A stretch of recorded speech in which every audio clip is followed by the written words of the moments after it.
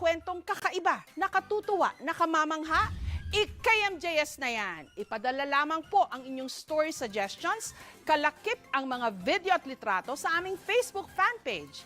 Hanggang sa susunod na linggo po para sa isa na namang makabuluhang kwentuhan. Ako pong inyong kapuso, kapuso mo, Jessica Soho. Nakapanlulumo, nakakagalit na marinig ang mga bilyones at trilyones pa nga na kinukurakot. Napakalaking insulto para sa higit na nakararami na lumalaban ng patas.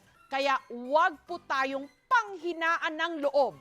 Kapag may nakita kayong anomalya, magsalita, manindigan. Samantala, meron ho ba kayong mga kwentong kakaiba, nakatutuwa, nakamamangha? I-KMJS na yan. Ipadala lamang po ang inyong story suggestions, kalakip ang mga video at litrato sa aming Facebook fanpage. Hanggang sa susunod na linggo po para sa isa na namang makabuluhang kwentuhan. Ako po ang inyong kapuso, kapuso mo, Jessica Soho.